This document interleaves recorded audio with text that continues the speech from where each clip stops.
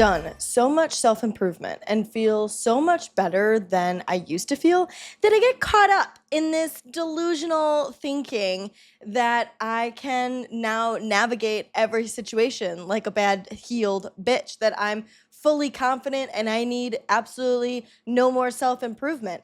And not only is that delusional, it's just not how things have been going recently. It's really fun. The more I realize, as embarrassing as it is to say out loud, I am actually trying too hard. Like, how did I become this try hard ass bitch? And maybe I'm not doing it out in the real world, but I'm definitely the cringe try hard girl inside of my mind and body because I'm trying too hard to heal. I'm trying too hard to get everything right. I'm trying too hard to take advantage of this opportunity that I've been given to like redo my whole life, to build my life up back from scratch.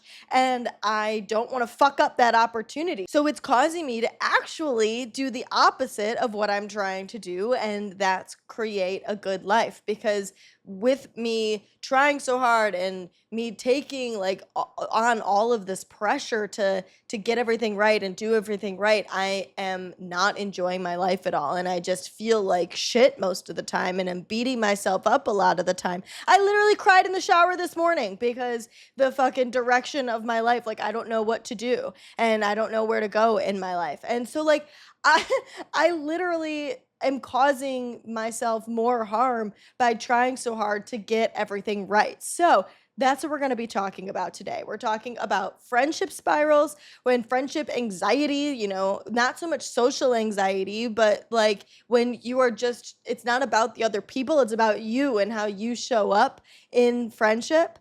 And then we're going to be talking about the way that we subconsciously, not consciously, that we subconsciously have a deep rooted fear of being too much, which is kind of crazy to think about when it's people like us who have a lot of fear of, not being enough and not doing enough and not trying. It's like trying to be like the best that we can be.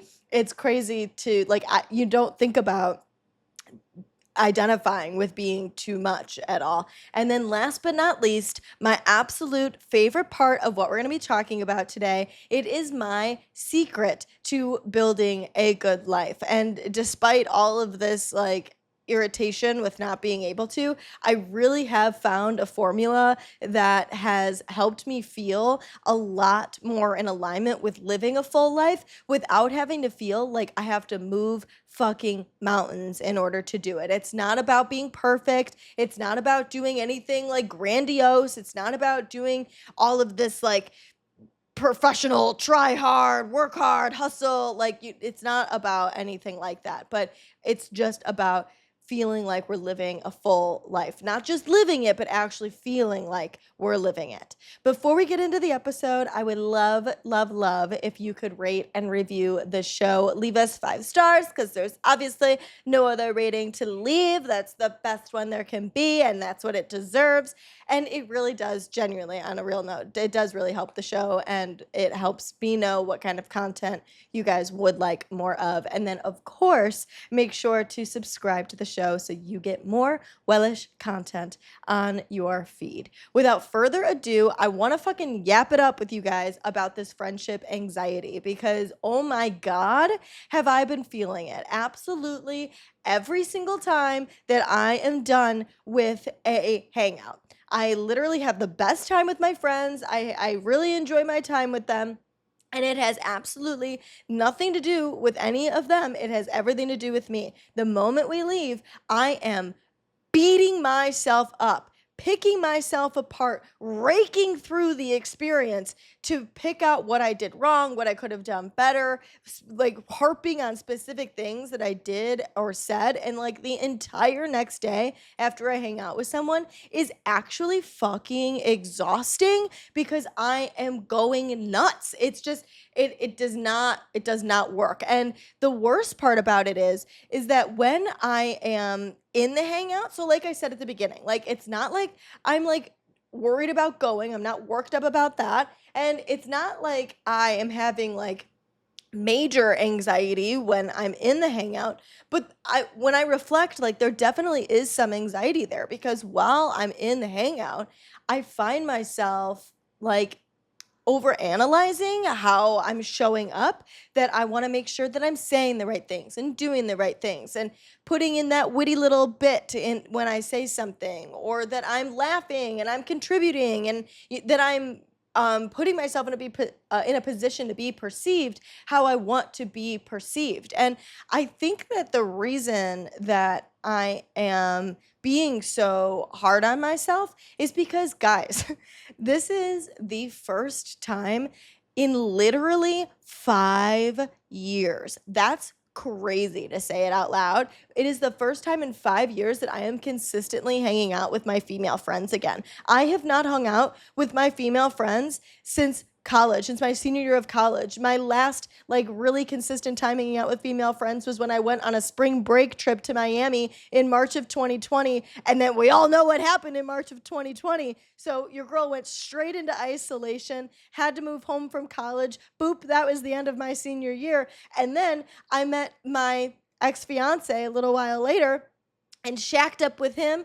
My friends at this point still all lived in Iowa where I had went to school, so we were maintaining a long distance friendship, but that's not hanging out with your girlfriends consistently. And then I moved to North Carolina and Florida, and then they fucking, of course they did. One of my best friends literally moved to Chicago the weekend I moved to North Carolina. So I don't know what the fuck is going against me there.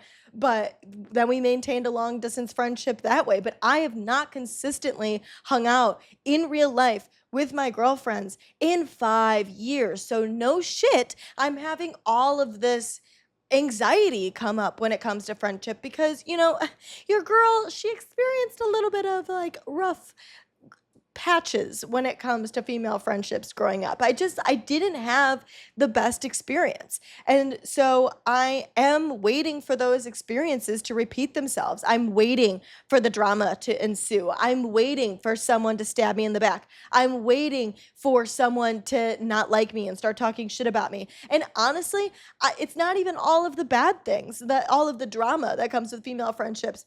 I'm also waiting for the friendships to just die and fizzle out because that also is what's happened. Since I was a kid, I have never had one female friendship last all the way through my life. Like there's always some shit that comes up, and there's always, whether it's bad or it's just the friendship fizzling out, the friendships always seem to come to an end. Even the ones that I'm like, we're going to be friends for the rest of our lives and nothing's going to separate us, it comes to a fucking end. And so I'm like traumatized a little bit. You know what I mean? Like I want to make sure that I'm showing up in the right way and doing the right things and saying the right things and making sure that I'm being perceived the way that I want to be perceived so that I can have my friends in my life, since that's really, obviously at this point in my life, what I need right now. So this last friendship hangout that I was in, I had a come to Jesus moment. Thank God I had this little bit of awareness that I'm coming to and realizing that I am fucking anxious after every single hangout here. Like I was aware of that, but like that I'm remembering my anxiety when I am finished with hangout. So I said to myself, bitch, what can you do right now in this hangout that would cause you to not have so much anxiety after the fact? Like, what are you ruminating about in those after times that you've done in the past that you could change right now while we're still in this moment to make it so that I have less anxiety tomorrow? And the number one answer that like whipped inside of my head really quick was being present and just really not feeling anxious in the moment, because I think a lot of that anxiety of like trying to show up right and do things right and say things right was really translating into the after time of the hangout, that like when I didn't do things that were in alignment with what I wanted to do, or I just like said something that I felt like was perceived weird or something like that, or just like not how I would have liked to have shown up, I will, I'm so harping on myself and being anxious about that that then when I realized that that's what I did the next day, I'm like freaking out about it. And so being able to tell myself, like just being in the moment and being present in the moment allows my brain to slow the fuck down, and I can think before I speak. I'm not word vomiting all over people. I'm not just spitballing things to fill the space because like I feel like I have to be witty or say something funny or contribute to the conversation in some way, that I'm able to just show up authentically. And when I show up authentically and then I say something that's maybe a little bit messy or gets perceived weird, I know that I was doing my best compared to doing what I was doing from a place of anxiety. I was hanging out with some friends a little while ago and I wasn't talking shit, okay? I wasn't. But I was definitely speaking in that tone. And when I left, I felt really guilty. Like I was really upset about it. Again, probably going back to the friendship trauma that I know I've been bitten in the ass by talking shit before. If you're a woman, or honestly, if you're anybody, I'm sure, and you have female friends, like I'm sure we've all been caught in that situation, and we all know it is not fun to be caught up talking shit. So I didn't want to be that. And even more importantly, I don't want to be that kind of person. I don't want to be that kind of person, and I don't want the people that I'm talking to perceive me as that kind of person. I don't want people to think I do that to them when they walk away, like, so I'm very hyper about making sure that I don't do anything like that. But I had a really good reframe. And this, I think, is really helpful for any kind of thing that maybe you are doing things that are a little bit messier because you're not going to get everything perfect. Think about the other ways that you can look at it. And the other way that I was looking at this is, was I speaking about someone from a place of meanness? Like, was I being unkind to another person? Was I speaking about them unnecessarily? Was I saying things that were unnecessary to say? No, what I was doing was speaking from my experience from a place of stress. And I was speaking from, anxiety or discomfort. It's not the definition of talking shit about somebody is saying things that are unkind or unnecessary and untrue. Sometimes, though, we can even be saying things that are true, but we're still talking shit because we're saying things that are unkind or unnecessary.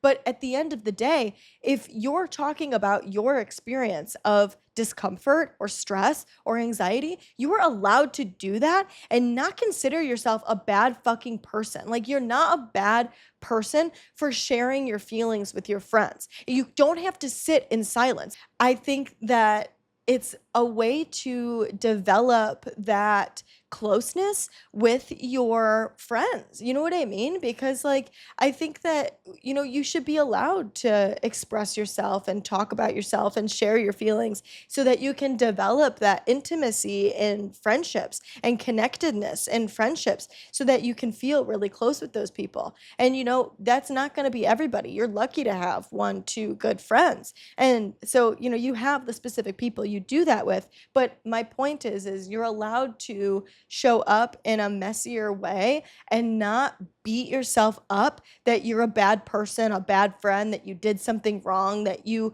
need to try harder the next time. We have to be so careful to not fall into this fucking loop of toxic self-blame. And I think as wellish girlies, that when something happens that, you don't like or whatever, we look inward because we're so self-improvement. Like, we so know that a lot of the stuff that affects us comes from what we're experiencing on the inside. But if we do that, and I mean, that is true, but we have to be careful not to fall into this mode of like, how can I fix this? Or that you're taking things personally when sometimes it has nothing to do with you at all. And there's nothing that you could have done differently. It's a person's capacity. If somebody doesn't like you, if somebody acts weird towards you, a lot of the time it is just their own shit coming up, and it has absolutely nothing to do with you. Like, think about anybody that you stopped liking, anybody that you stopped being friends with. It probably wasn't, it either A, was because they did something fucking weird, something hurtful, something that you won't allow in your life, so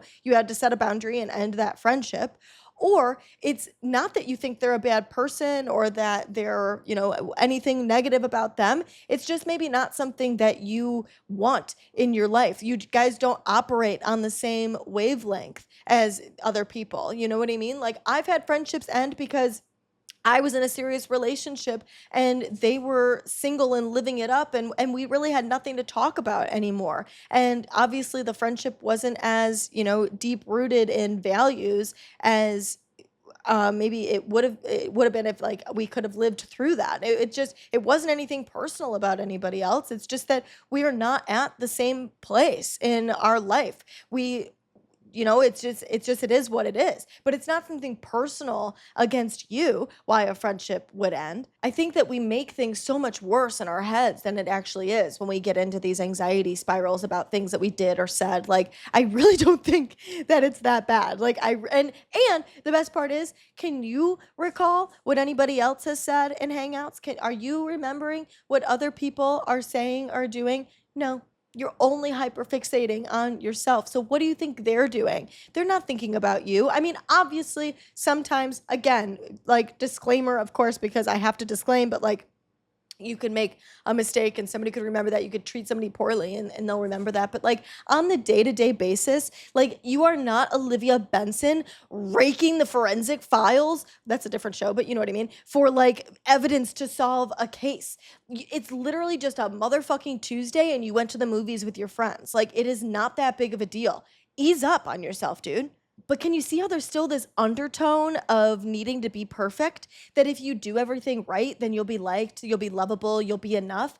And that's just not true. Like, you are allowed to mess up and you're still lovable. You are allowed to do things not in alignment with how you want to be and make mistakes and still have friends and still be a good friend. There's got to be a way for us to just notice the things that we would like to do differently and then move on. Like, not hyperfixate on what it is that we did. You can say, okay, I would probably not like to do that in the future. I would like to maybe navigate that a little bit differently. And then you move on with your motherfucking day. You don't sit there and hyperfixate, because there's literally nothing you can do to go back and change what's already been done. But what a powerful fucking bitch you are to say, oh, you know what? I didn't like that. Acknowledge that you didn't like that you made a mistake, and then try to move differently in the future. And sometimes you're going to do things and people aren't going to like you. And the people that don't like you, like, their opinion of you is none of your business. Like, it sucks. I'm not going to sit here and be like, oh yeah, who cares? We can just move on. Life is so much better. Blah, blah, blah. Like, no, it fucking sucks. It feels really bad to not be liked and to not be chosen and to feel like, someone doesn't want to be around us. That's kind of why I love spending time alone so much, because I'm able to be myself when I'm by myself, like, I'm able to just operate in the way that's the most in alignment with me. I don't take other people into consideration. I'm not like accidentally people pleasing. I'm not worrying about showing up or doing the right things because I'm just being by myself. I'm not self-abandoning. I'm not doing any of these, like, default habits that I'm trying to work on. So it feels good to be able to be alone. I know I'm not being judged. I'm not being perceived. I can just motherfucking exist, and it feels really good. But obviously, that's not how things should be. That's not how things are supposed to be. That's a cute little nugget that I'm working out with my therapist, okay? Because that's not how I want to live. I want to live connected to other people.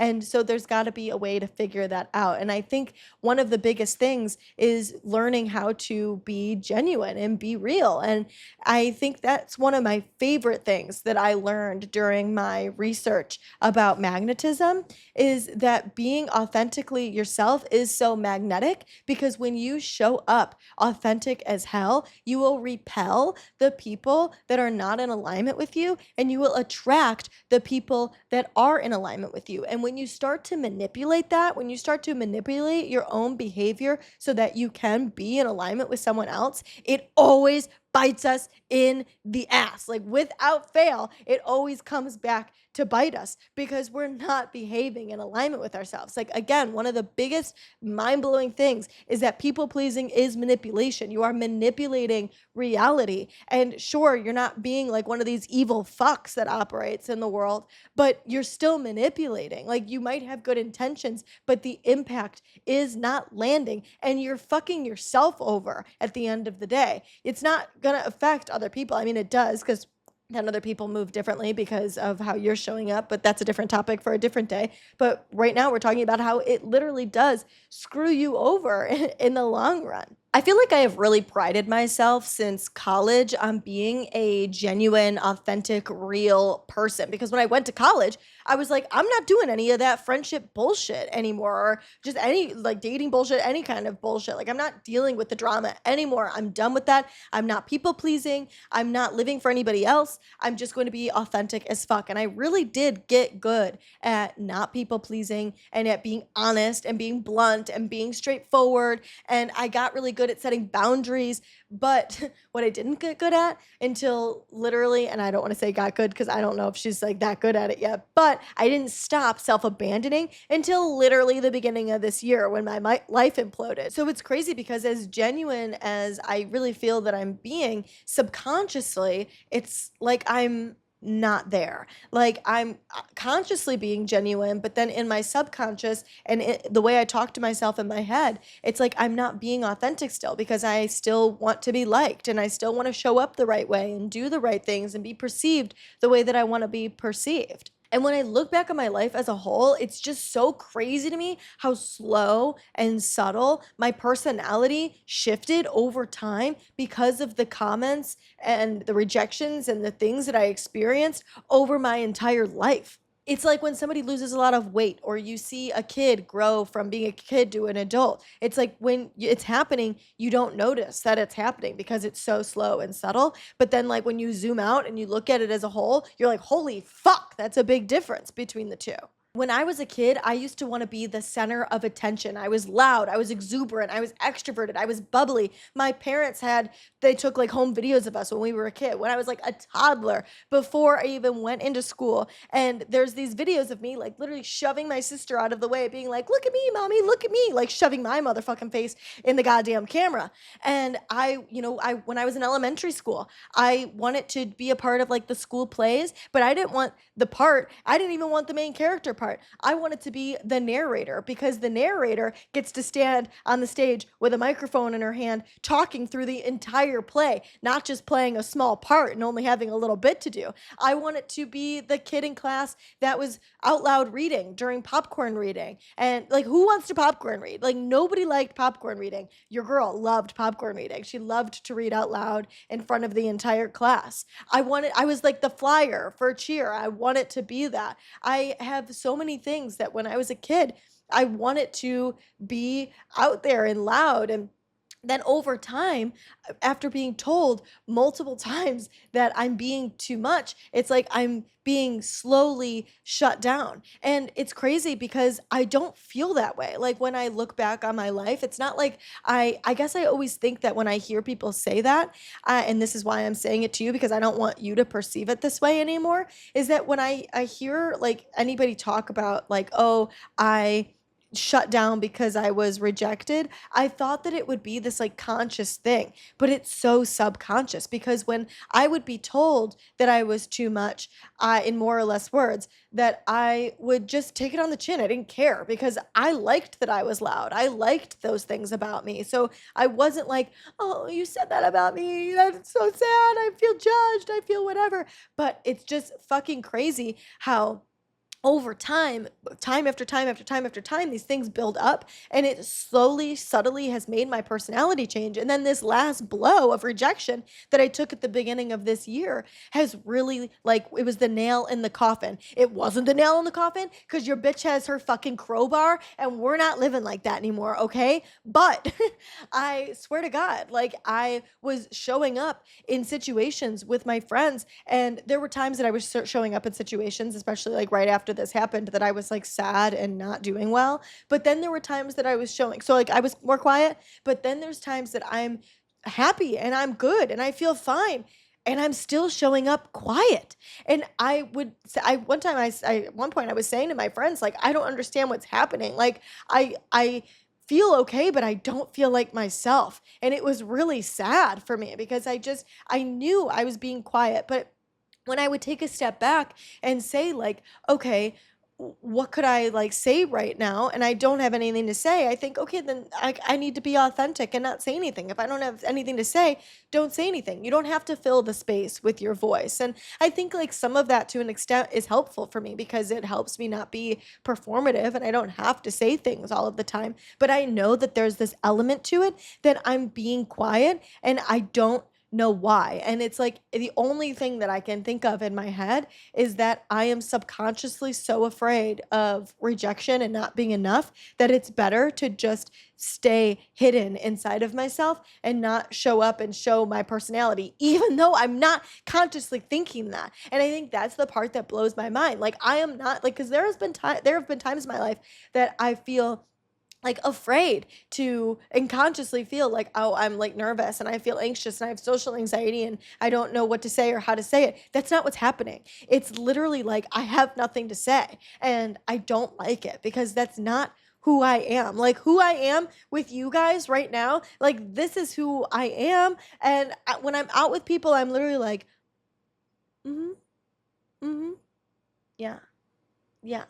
Crazy. Like that's not who I am and it blows my mind. And it's because, I've had these major rejections, but it's also like the things that I have been said to me over time. I have been told that I'm too loud. Like literally the volume of my voice. As you guys know, when I get excited, it raises. I've been told to be quiet. I'm too loud. I've been told I talk too much. That is like a number one thing I've heard from teachers. I've heard from like what they would write it in my yearbook. It would be in report cards. It was always that I talk too much. I'm too aggressive is another one. I overshare. I say too much. I say more than I should. I speak my mind too much. My laugh is obnoxious. I talk too fast. I ramble and say all of this stuff in just this like short little period of time that people can't follow me. Or I am too emotional. I'm too sensitive. I get too worked up. I get too passionate. I mean, it's crazy when I sit back and I think about it, how many times I have been told that I am too much. And I never identified with that because I always so much identify with not being enough that I was always like, no, the problem at all isn't that I'm too much. The problem is that I'm not enough. But it's wild how those two things really are, they integrate. And it really is the same thing because it's being told that who you are authentically as yourself isn't good. And it's not always mean. Like, it's not people being mean and rejecting me all of the time. I mean, like, okay, the other day I was with my friend. We were in this apartment. So, like, we're in an apartment by ourselves, but obviously there's other people in the surrounding apartments. You know what I mean? And, like, we're fucking laughing and we're having a good time. And through laughter, he's like, You're too loud. Like, shh, be quiet. Oh my God, be quiet. Geez, Sarah, blah, blah, blah. And I mean, we're having fun and we're laughing about it. He's not being mean to me, but like, it's like I immediately feel that. And it's not like this big deal, but like because now I'm aware of it, I'm like, see, like I'm being told that I'm too loud. I'm too much. The other day, I went to the movies with my mom and she's going to hear this. So mom, I love you. But I literally like, I caught myself doing it to her that we were in the theater and she said like, she was saying something loud. And I immediately was like, shh, because it made me uncomfortable because I didn't want people to like be weird about her being loud. But who gives a fuck? She's in a movie experiencing the movie. If somebody has a problem with somebody like being extroverted like that, fuck them. And the only reason I told her to shh was because it made me uncomfortable. That's my problem. That's not her problem. That's my thing to figure out why it is the way that it is. It has nothing to do with her as a person or how she's showing up at all. And so people are telling us to shrink because it makes them uncomfortable. I think there's also this piece of being like to something in the self-improvement world that says that if you just relax and calm down, your life will be more peaceful. Like if you shut up and put your head down and not like say whatever, that your life will be easier. And like fuck that, dude. You know what I mean? Like, I have run into this problem with multiple families of the guys that I've dated that I didn't like something. I felt like they were crossing my boundary. I felt disrespected. I felt something. And I was always kind of told to shut the fuck up and just deal with it because that's the way things were. And I was the outsider and they all agreed with the way that things were. And now I'm saying, like, I don't like this. I don't want to be a part of that. And it doesn't work for me. Like, I'm not going to do that. But it feels like because you're the only one that you're like singled out and like you're the one in the wrong, but you're not in the wrong for expressing how you feel. Like, I dated this guy that his family, every time we were around them, you had to go up to every single family member and give them a hug. And like, that just wasn't me. I'm a hugger, but like not for people that, to be quite honest, like they didn't make me feel very welcomed. And so, like, I'm not going up to people that I A, don't know, and B, don't make me feel welcome in the home and like going in like a line succession and hugging everybody. And that's what it was like. It was so bizarre, in my opinion. And I think it was a culture thing, but like, it was just not me and how I operated. But they were like horrible to me because I didn't do that. Because I mean, that sounds aggressive that they were horrible to me, but like, they didn't like it. They thought that I was weird. They thought I was a bad person. They thought that I wasn't being respectful to them. But I felt that it wasn't respectful to me to force me to do something that I didn't feel comfortable with. And so it's like creating this dynamic that I'm rocking the boat when, like, again, self improvement and self help kind of makes it sound like you should just, put your head down and take the easy route and don't put that much stress on yourself and don't give energy to things that aren't going to change. But fuck that, dude. Like, that's just like not how I want to live my life. I want to live my life authentic to how I want to live it. And by just kind of cowering and not doing that, sure, maybe it makes my life a little bit harder, but does it? Because really, my life is hard at the end of the day, anyways, because I'm living in a way that makes me uncomfortable and I'm living for other people and I'm sacrificing and self abandoning what I want to do for the safety and comfort of other people. When really, if I speak up and do what I want to do and live my life how I want, as long as I'm not hurting other people and being disrespectful, then who cares? Like, I'm not hurting anybody. I'm not doing anything wrong. I'm just living authentically for me. And if that makes somebody else uncomfortable, that's not my problem. That's their problem to figure out why it makes them uncomfortable. I swear to God, it's like a manipulation tactic that if they tell me that I'm being too aggressive or I'm being too much or I'm being too loud or I'm trying too hard or I'm doing whatever, that I will squish down into the box that they want to fit me in, that will make it easier for them to carry. Like, it'll make it easier for them to have me in their life if I can just change and they can mold me into the way that they want me to be instead of just accepting me as I am. And it's a scary manipulation tactic because it's always worded in this way that they're like, they love me and they're trying to help me and they're trying to be there for me and they're trying to have my back.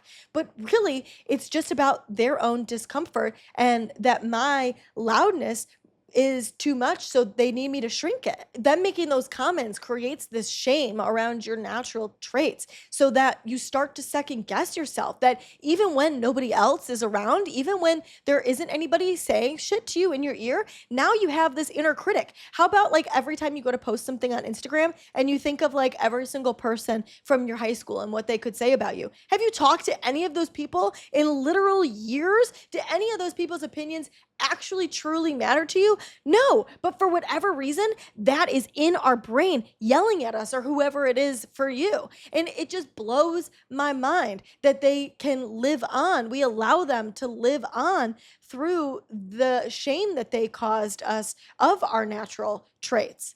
I want to read this definition to you because I think it's crazy. Manipulation is making you responsible for their reactions, i.e., you making them uncomfortable, instead of them managing their own triggers, jealousy, or discomfort. I mean, that's crazy. I also do want to mention, though, that there are times that it's not this. It's not mean, it's not rejection, and then it's also not manipulation and people trying to shrink you. It also is a genuine effort to help you live more in alignment with the person that you want to be and feel better about yourself and show up better. Like when people love you and they share feedback with you, like genuinely, or if you are doing self-improvement and trying to live more in alignment with yourself, there is advice out there, like especially when I was doing the magnetism stuff, that talks about slowing down your speech and lowering your voice. And I mean, it's true. Like that stuff is true. Like that is more seductive, it's more sultry. But I think what's crazy is that I think what makes us Wellish girlies so cool is that we're multidimensional.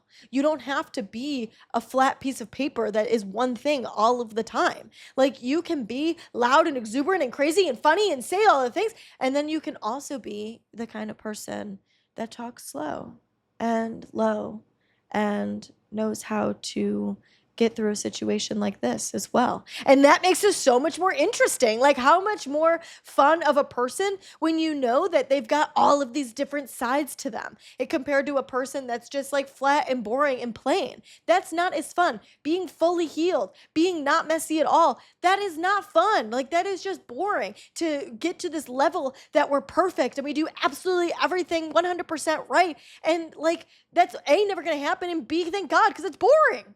And being multidimensional makes our lives feel so much more full. And it is so easy to just take the easy route on a lot of this stuff. It's more challenging to do this stuff that maybe makes us a little bit more uncomfortable. It feels like it would be easy to just be like one thing and be simple and be plain, and that would be the safest route to go. I couldn't help but ask myself, like, why wasn't my life full before? So this is me inviting you to ask yourself, if you feel this way, why your life doesn't feel full. And for me, I was kind of confused by it because this was my life pre-breakup in Tampa, that I felt like I needed to do some like groundbreaking thing in order to make my life full, and I didn't understand why my life felt so bad. And the other day I went to rooftop yoga with my friend, and I was like thinking about how I loved to do things solo. I loved doing things solo when I was in the relationship. So why didn't I go out? And even though I wasn't at home with my friends and family, like why wasn't I going out and creating a full life for myself and doing things on my own, especially when I know that I like to do that? And honestly, the answer comes down to the relationship. I was made to feel like if I was doing things solo, I wasn't a good partner and I didn't love him enough, or that if I did do things with friends and didn't include him, why would I not do that if he was my best friend? And, obviously at the end of the day, that was just an effort to make me dependent on him and isolated from other people. But it's just, if I was in the position then, I wouldn't have seen it that way. That's something that I can see now in hindsight. If I had been told that when I was in the situation, it was so subconscious. It was so not something that I was looking at the time that I really didn't realize it. So I really encourage you to give yourself some grace. Like if you really can't find an answer, I promise you that it's there. You just might not be aware of it yet. This isn't like you to put pressure on yourself to be aware of it all of a sudden and to like do all of this work to figure out what you could do to be more aware of it. It's just me telling you that eventually you will be. And I like, trust me and believe me when I say eventually you will become aware. And once you are, you'll be able to do more from that and cruise forward, propel yourself forward as soon as you gain that awareness. But you're not going to gain it any sooner than you're meant to gain it. So now, without that influence, I really have been starting to build more of a full life, and I don't feel like I have to do anything groundbreaking to feel like I am living a life that I really enjoy. And I think one of the biggest pieces of this, like I said, is that it's not just me doing the things out in the world to live a full life, but it's actually genuinely feeling like I'm living a full life on a day-to-day basis. You don't have to move mountains. You don't have to do anything grandiose. I'm not telling you to go travel to Italy or to spend all this money or to do anything. This is very budget friendly. This is very everyday life friendly. And I'm going to tell you step by step how you can start implementing this week. How exciting! This week you can start implementing this. Literally, you can finish listening to it and you can grab your calendar and you can start fucking implementing this. So I asked myself, what is it that I consider to be a full life? And the answers that I came up with were going out to eat, okay? And this is like bear with me here, because like one of my number one complaints in life is that like this is literally one of the main reasons I moved out of Illinois, was because I felt like if I moved out of the Midwest, I would have more things to do than just eat and drink. I was so sick of spending all of my time eating and drinking. So if you feel that way too, this is really going to be helpful for you. But you can take the girl out of the Midwest. You couldn't take the Midwest out of the girl. I went to the East Coast, and that's still what I was doing all of the time, was eating and drinking. And why was I doing that? Because I really do genuinely enjoy that. I really do genuinely enjoy going to restaurants, trying new things, going new places. So, one of the things, not the only thing, but one of them that I consider to be living a full life is dinners, going to bars, trying drinks, brunches, going to lunch, doing like anything that centered around food and drink, trying new places, all of that kind of stuff. That is definitely one facet of this. The next thing that I think of when I think of what would make my life full is adventure. That's one of my core values, is adventure. So I think of snowboarding. I think of jumping in a lake with your clothes on. I think of going ziplining. I think of, there's this trapeze class that happens in Chicago. I think of going ice skating. I think of going, I don't know, skydiving, like anything. You go on a hike. Like I'm trying to think of things that can be more extreme, but also a little bit more simple. So, having something that you're doing that would be a little bit more adventurous to you. And I mean, again, it could be adventurous to you. If, doing something more simple, like trying a new place, or going somewhere solo would be like adventurous to you, like that counts as adventure. And then the next thing that I think of is travel. Travel would make my life feel more full. But you know what? Your girl is living on a motherfucking budget, okay? So I can't book the trip to Italy and to France and to Guam, okay? I can't do that. I can't afford it. Maybe I will be more intentional and prioritize a more expensive trip that could take me international. That's something I would like to work towards. I even think that it's something to work towards to go somewhere nationally, and getting on a plane, buying a plane ticket, and taking myself somewhere to a different state to experience something new. That's something that I want to be intentional about and to prioritize, so that I can include that in this. But travel can also be in your own area. You can go on a road trip somewhere. You can go to surrounding states. You can go to other towns within the state that you're in. You can go to towns that are within a 50-mile radius of you and explore somewhere new. I literally went to downtown Chicago, literally where I live, and I organized this whole like day in Italy kind of day, that I went to coffee shops and restaurants and bookstores that all were Italian focused. I wore like an Italian inspired outfit. And so it's like I'm doing travel while not actually having to leave where I'm at, or to spend a bunch of money, or spend any more money than I would have spent if I had gone out to eat and gone to get drinks and gone out that night with my friends. And then the last thing that I think makes my life full is events. So I do like a wellness week that is hosted somewhere, or like a meditation camp, or a yoga class, or going out for my friend's birthday, or I went to the Purdue Women's Conference, or a concert, or movies in the park, like something that is event based, a play, like things. I like to think of things that like you would buy a ticket for, would be like how I think of it, but it doesn't really have to be like that either. It can just be like any sort of event. So we've got, to break it down simply, dinner, adventure, travel, events. What does that spell, bitch? Date. How cool. I'm so excited. So what you do when you incorporate date into your life is you grab your calendar at the beginning of the month, and I try to schedule at least one thing from each category throughout the month, and do that to start. That's where I'm at. Like, I'm just doing this to start. Eventually, I think it would be really cool to try to incorporate it weekly if that's possible, especially when we're doing things on this like lower scale. Cause like obviously you're not gonna like travel and road trip every week, but like maybe you could travel to a different city and go like to an antique store there or something and get lunch, like it doesn't have to be anything insane or crazy. And it's not going to be flawless every single time, but it's just giving your best effort. Really, truthfully, if you take it for the month, doing one thing each month from each category, that really is possible. So, and I've been able to do that every single month for the last 5 months now. So, I think that it is really making a big difference in how I live my life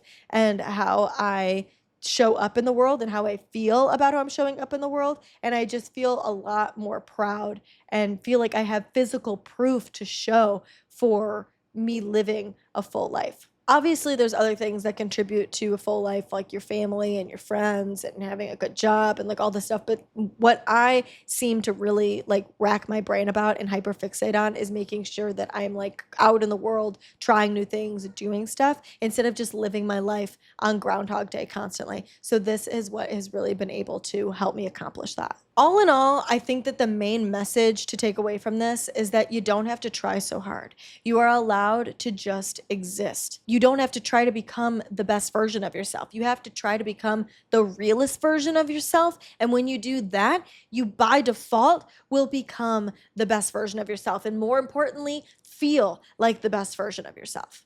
You don't have to change anything about who you are. You just have to try to get more connected with who you are. Don't go anywhere yet. We, of course, have our question of the week. I really like this one. I'm super excited about it. So, question of the week. My roommate is one of my best friends, but lately I've been feeling like I'm living in her space, not mine. Like all the decor is her style. She's always inviting people over without checking, and I've started spending way more time at my boyfriend's just to feel like I can breathe.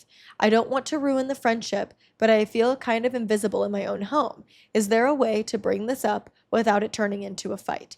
Okay, I love this question because it is so real to not want to upset anybody. You don't want to rock the boat, especially when it is your roommate. It's not just the friendship that you're worried about, you're also worried about making your living situation even worse than it already is. My advice to you would be to just be as honest as possible and just be straightforward with what you want to say, but making sure that everything you say is very focused on you and your feelings and not anything at all that could be perceived as you attacking her or saying anything bad about how she operates and she lives her life. So maybe saying something along the lines this is the easiest way I can think of to say it, is like, hey, like, I love like the decor in here. I was thinking about maybe adding a couple things. What do you think of this? Or, what do you think of like replacing this item, this chair, this whatever with something like this, and like actually having the examples of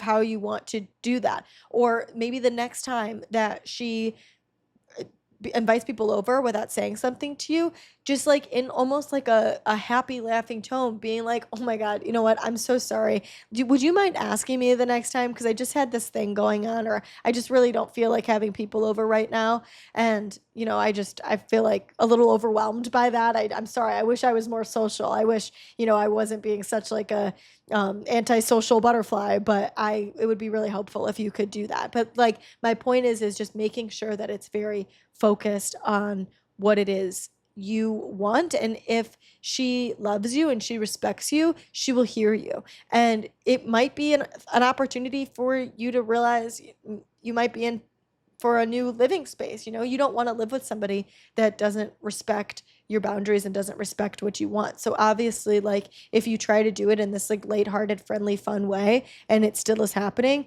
like that's when I think you need to start turning towards more of like a boundary setting thing and sitting her down and having a conversation and saying like, hey, I really love living with you. I really love our home, but these are some things that I've been feeling lately that I would really hope that we could maybe change the dynamic on a little bit if you're open to it, and see what happens from there. If anything resonated with you in today's episode, I would love to know. I would love for you to tell me, or if you would like to submit your own question of the week, you can do either of those things by DMing me at Wellish Podcast, both on Instagram and on TikTok, or you can reach out to me on my personal Instagram at sarah.rittendale.